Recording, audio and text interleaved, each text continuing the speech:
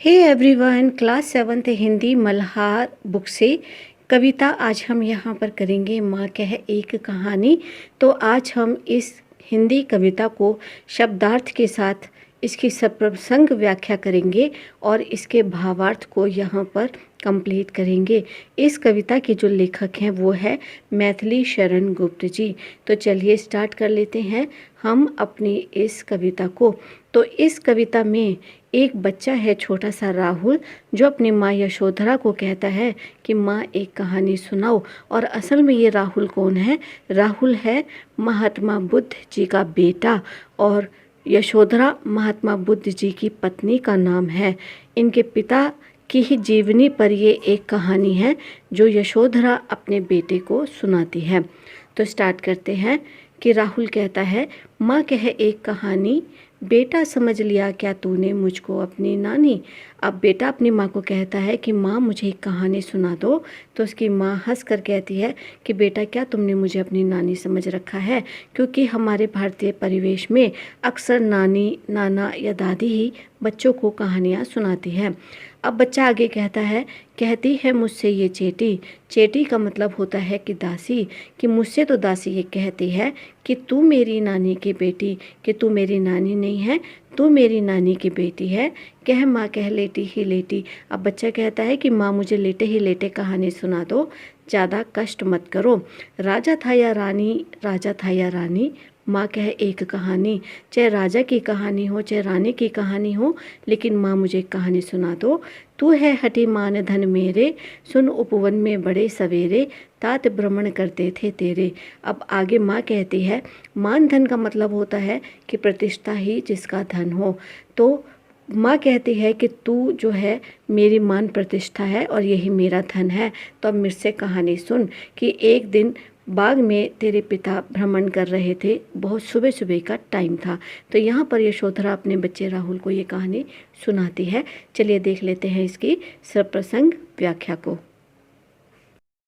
प्रस्तुत पद्यांश हमारी पाठ्य पुस्तक मल्हार में संकलित कविता माँ कह एक कहानी से लिया गया है। इसके रचयिता राष्ट्रकवि मैथिली शरण गुप्त हैं। इस पद्यांश में बालक राहुल अपनी माँ से एक कहानी सुनाने की जिद करते हैं और माँ पुत्र को कहानी सुना भी रही है। तो व्याख्या होगी कि राहुल अपनी माँ यशोधरा से एक कहानी सुनाने के लिए कहते हैं। यशोधरा परिहास में कहती है कि क्या तुमने मुझे अपनी नानी समझ रखा है जो मैं तुम्हें कहानी सुनाऊं? इस बात पर हट करते हुए राहुल कहता है कि तुम नानी नहीं हो लेकिन मेरी नानी की बेटी हो। लेटे ही लेटे माँ मुझे कहानी सुना दो, चाहे राजा की चाहे रानी की, कोई भी कहानी सुना दो। तब यशोधरा राहुल को उसके पिता के जीवन की एक घटना सुनाते हुए कहती है कि हे मेरे हठी सुपुत्र, सुनो, यह उस समय की घटना है जब तुम्हारे पिता प्रातःकाल उपवन में भ्रमण कर रहे थे। और राहुल के पिता कौन थे? राहुल के पिता थे सिद्धार्थ, जो कि उस वक्त एक राजकुमार थे और जिसको बाद में महात्मा बुद्ध के नाम से जाना गया। तो चलिए देख लेते हैं अब हम अगली पंक्तियों को। जहाँ सुरभि मनमानी, जहाँ सुरभि मनमानी, सुरभि का मतलब होता है सुगंध, कि जहाँ पर सुगंध मनमाने ढंग से तैर रही थी। हाँ माँ यही कहानी, बच्चा कहता है कि हाँ हाँ यही कहानी सुनाओ। वर्ण वर्ण के फूल खिले थे, झलमल कर हिम बिंदु जले थे, हल्के हल्के झोंके हिले मिले थे। वर्ण वर्ण का मतलब होता है रंग बिरंगे, तो रंग बिरंगे फूल खिले हुए थे। झलमल का मतलब होता है झलमिलाते हुए, हिम बिंदु का मतलब होता है उसकी बूंदे, और हल्के झोंके का मतलब हवा के धीरे धीरे के झोंके। वो सारी चीज़ें वहाँ पर उस उपवन में थी। माँ कहती है लहराता था पानी। अब बच्चा फिर से एकदम एक्साइटेड होकर कहता है, लहराता था पानी, हाँ माँ यही कहानी, हाँ हाँ माँ यही पानी वाली कहानी मुझे सुनाओ। तो माँ कहती है, गाते थे खक्कल स्वर से। खक का मतलब होता है पंछी, के कल कल स्वर से पंछी गा रहे थे। सहसा एक हंस ऊपर से गिरा बिद्ध होकर खरशर से। बिद्ध होकर गिरना, खरशर से मतलब होता है कि तेज धार वाला बाण, और बिद्ध का मतलब होता है कि उसमें घायल हो जाना, छेद हो जाना बाण के द्वारा। तो वो कहती है कि पंछी गा रहे थे कलकल के स्वर से, तभी एक हंस ऊपर से बाण से घायल होकर नीचे गिर गया। तो चलिए देख लेते हैं अब हम इसकी व्याख्या को प्रसंग के साथ। प्रस्तुत पंक्तियाँ हमारी पाठ्य पुस्तक मल्हार में संकलित कविता माँ कह एक कहानी से ली गई हैं। इसके रचयिता राष्ट्रकवि मैथिली शरण गुप्त हैं। प्रस्तुत पंक्तियों में उपवन के प्राकृतिक सौंदर्य का वर्णन करते हुए एक घायल हंस के गिरने का करुण वर्णन किया गया है। तो व्याख्या होगी कि यशोधरा अपने पुत्र से कहती है कि जिस उपवन में प्रातःकाल तुम्हारे पिता भ्रमण कर रहे थे, यानी कि सैर कर रहे थे, वहाँ हर जगह फूलों की सुगंध फैली हुई थी। यशोधरा कहती है कि वहाँ रंग बिरंगे फूल खिले हुए थे और उन पर ओस की बूंदें झिलमिला रही थी। हवा के झोंके बह रहे थे और उपवन के सरोवर में पानी लहरा रहा था। माँ आगे कहती है कि पक्षी उपवन में कलकल के स्वर में आनंदित होकर गा रहे थे। तभी अचानक ऊपर से एक घायल हंस तड़पता हुआ नीचे गिरा, जिसका शरीर तेज धार वाले बाण से बिंधा हुआ था। तो ये थी इसकी प्रसंग के साथ व्याख्या। अगर स्टूडेंट आपको एग्ज़ाम्स में इस तरीके की व्याख्या लिखने के लिए आती है तो आप इसी तरीके से इन पंक्तियों को लिखेंगे। तो चलिए देख लेते हैं अब अगली पंक्तियों को। अब माँ कहती है हुई पक्ष की हानि। पक्ष का मतलब होता है पंख। तो माँ कहती है कि पक्षी का जो पंख था वो टूट गया था। तो बच्चा फिर से पूछता है हुई पक्ष की हानि, करुणा भरी कहानी, कि माँ क्या पंछी के जो पंख था वो टूट गया था। तो ये तो बहुत ही करुणा भरी कहानी है। तो बच्चा बहुत ज़्यादा दुखी हो जाता है। चौंक कर उन्होंने उसे उठाया। अब माँ फिर से कहानी को आगे बताती है कि तुम्हारे पिता ने हैरान होकर उस पंछी को उठा लिया, नया जन्म सा उसने पाया, इतने में आखेटक आया। आखेटक का मतलब होता है शिकारी। तो तुम्हारे पिता ने जब उस पंछी को उठा लिया तो जैसे उस पंछी ने नया जन्म सा पा लिया था और इतने में शिकारी आ गया। लक्ष्य सिद्धि का मानी। अब वो कहता है, अभिमान करता है कि ये तो मेरे तीर से शिकार पक्षी है। सिद्धि का मतलब होता है कि सफलता, कि मैंने इसे मारकर सफलता प्राप्त की है। तो बच्चा फिर से कहता है लक्ष्य सिद्धि का मानी, कोमल कठिन कहानी, कि माँ ये तो बड़ा ही मतलब इतना अखेटक, इतना गर्व से कहता है कि भाई इसको मैंने मारा और ये मेरा लक्ष्य था और ये मेरी सफलता थी। तो माँ ये तो कहानी बहुत ही कोमल कठिन है। तो बच्चा बहुत ही ज़्यादा उदास हो जाता है और उदास होकर वो फिर से अपनी माँ को कहता है कि माँ ये कहानी तो बहुत ही दुख भरी है। तो चलिए देख लेते हैं इसकी प्रसंग सहित व्याख्या को। प्रस्तुत पद्यांश हमारी पाठ्य पुस्तक मल्हार में संकलित कविता माँ कह एक कहानी से लिया गया है। इसके रचयिता राष्ट्रकवि मैथिली शरण गुप्त हैं। इन पंक्तियों में सिद्धार्थ द्वारा घायल हंस को उठाने तथा खेटक के आने का वर्णन है। तो व्याख्या होगी, पक्षी को तीर लगा था और वो तड़प रहा था। यह बालक करुणा से भर उठता है और कहता है माँ ये बहुत ही करुणा भरी कहानी है। माता ने कहा तुम्हारे पिता अचानक सामने घिरे हुए घायल पक्षी को देखकर चौंक उठे। उन्होंने तुरंत ही उसे उठाकर प्यार से अपनी गोद में रख लिया। पक्षी ने स्वयं को सुरक्षित हाथों में पाकर ऐसा महसूस किया कि जैसे उसने नया जन्म पाया हो। तभी वहां पर उस पक्षी पर तीर चलाने वाला शिकारी आया और पक्षी को ये कहते हुए मांगने लगा कि मैंने इसे लक्ष्य करके तीर चलाया था। आखेटक को अपने लक्ष्य पर बड़ा घमंड था और ये कहानी कोमल और कठोर भावनाओं से भरी हुई है। अब राहुल इस बात को सुनकर यही कहता है कि माँ ये कहानी तो बहुत ही कठोर भावनाओं से भरी हुई है। चलिए देख लेते हैं आगे की पंक्तियों को।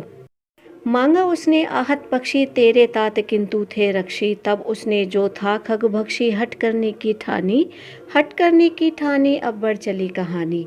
अब यहाँ पर आहत का मतलब होता है घायल, रक्षी का मतलब होता है रक्षा करने वाला, खगभक्षी का मतलब होता है पक्षी को मारने वाला और हट का मतलब होता है जिद और ठानी का मतलब होता है निश्चय कर लेना।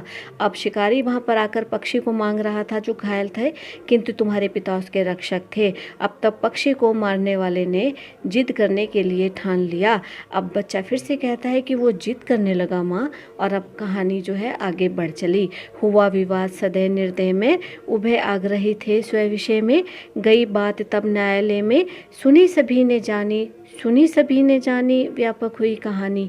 यहाँ पर सदैव का मतलब होता है दयावान, उभय का मतलब होता है दोनों, आग्रही का मतलब होता है आग्रह करने वाला, व्यापक का मतलब होता है फैल जाना। तो अब सदैव और निर्दय मतलब सदैव जो उसके पिता थे जिन्होंने पक्षी को बचाया और निर्दय वो शिकारी जिसने पक्षी को मारा, दोनों के बीच में विवाद होने लगा। दोनों अपने अपने विषय पर अड़ गए और तब ये बात सभी को पता लग गई और ये बात तब न्यायालय में चली गई और सब लोग इस घटना के बारे में जान गए और तरह तरह की बातों को वो बनाने लगे। चलिए देख लेते हैं इसकी प्रसंग सहित व्याख्या को। प्रस्तुत पद्यांश हमारी पाठ्य पुस्तक मल्हार में संकलित कविता माँ कहे एक कहानी से लिया गया है। इसके रचयिता राष्ट्रकवि मैथिली शरण गुप्त हैं।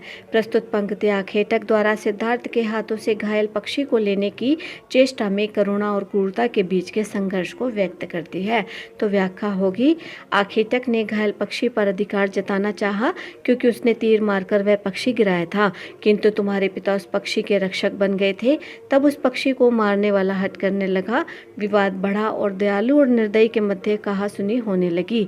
दोनों ही अपने अपने विषय पर तर्क कर रहे थे और तब राज्य के न्यायालय तक बात जा पहुंची और सभी लोगों को पता चल गया और ये बात चारों ओर फैल गई। तो चलिए देख लेते हैं अब हम इसकी अगली पंक्तियों को। अम्मा आगे बेटे को कहती है, राहुल तू निर्णय कर, इसका न्याय पक्ष लेता है किसका, कह दे निर्भय जय हो जिसका, सुनूं मैं तेरी बानी। तो निर्णय का मतलब होता है फैसला लेना, निर्भय का मतलब होता है बिना डरे, बानी का मतलब होता है बात। तो अम्मा अपने बेटे पर ही फैसला छोड़ देती है, कहती है कि तुम मुझे बताओ कि इसका क्या निर्णय होना चाहिए, बिना डरे तुम अपनी बात को रखो कि आखिर न्याय को किसका पक्ष लेना चाहिए। तो बच्चा कहता है, माँ मेरी क्या बानी, मैं सुन रहा कहानी, कोई निरपराध को मारे तो क्यों ना अन्य उसे उबारे, रक्षक पर भक्षक को वारे। कि माँ मेरी क्या बात है, बानी का मतलब होता है बात, कि माँ मेरी तो क्या ही बात है, मैं तो कहानी सुन रहा हूँ। निरपराध का मतलब होता है जिसने कोई अपराध ना किया हो, उबारे का मतलब होता है कि उसको बचाना, और रक्षक का मतलब होता है रक्षा करने वाला, और भक्षक को मतलब होता है पक्षी को मारने वाला, किसी को मारने वाला। तो बच्चा कहता है कि अगर कोई निरपराध को मारता है तो किसी दूसरे को उसे क्यों नहीं बचाना चाहिए।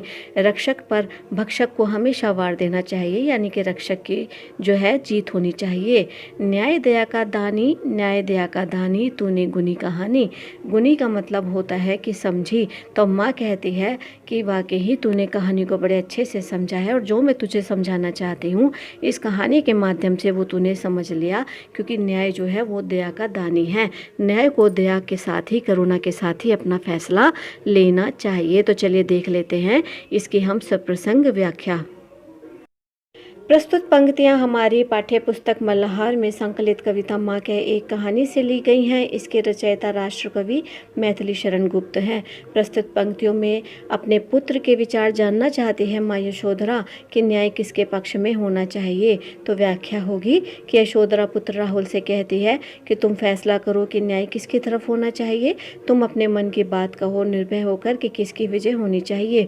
तुम्हारा हृदय क्या कहता है, मैं तुम्हारा निर्णय तुम्हारी वाणी से सुनना चाहती हूँ। राहुल कहता है, माँ मैं क्या कहूँ, मैं तो इस कहानी को सिर्फ सुन रहा हूँ, किंतु इतना जरूर कहूँगा कि यदि कोई किसी को बिना किसी अपराध के मारता है तो क्या किसी दूसरे को उसकी रक्षा नहीं करनी चाहिए। मारने वाले से रक्षा करने वाला बड़ा होता है। न्याय सदैव दया का पक्षधर होता है। पुत्र की बात सुनकर माँ कहती है कि मुझे पता चल गया है कि ये कहानी तुम्हें अच्छे प्रकार से समझ में आ गई है और तुम इस कहानी के मूल्यों को भली भांति जीवन में उतारोगे। जो मैं शिक्षा इस कहानी के माध्यम से तुम्हें देना चाहती हूँ वो तुम समझ चुके हो। तो जो यशोधरा है अपने पुत्र राहुल को ये कहानी संस्कारवान बनाने के लिए, उसके जीवन में वही पाठ पढ़ाने के लिए सुनाती है जो उसके पिता के जीवन में थे, अहिंसा के मार्ग पर चलना, संसार के लिए करुणा और दया को रखना। और राहुल जो है इन सारी ही शिक्षाओं को बड़ी भली भांति समझ जाता है और राहुल भी आखिर में अपने पिता के मार्ग पर ही चलता हुआ एक बौद्ध भिक्षुक बन जाता है। तो स्टूडेंट ये थी माँ कहे एक कहानी की एक्सप्लेनेशन जो हमने सप्रसंग व्याख्या के साथ कंप्लीट करी, जो हमने प्रसंग सहित व्याख्या के साथ जिसको हमने पूरा किया। उम्मीद है ये आपको बहुत अच्छे से समझ आ गई होगी। वीडियो को लाइक कमेंट शेयर ज़रूर कीजिए। सब्सक्राइब करके नोटिफिकेशन बेल को ज़रूर प्रेस कीजिए ताकि आने वाला हर अवेलेबल वीडियो आप तक पहुँचे। मिलते हैं हम आपसे अपने नेक्स्ट वीडियो में। Till then keep watching, stay connected. Thank you.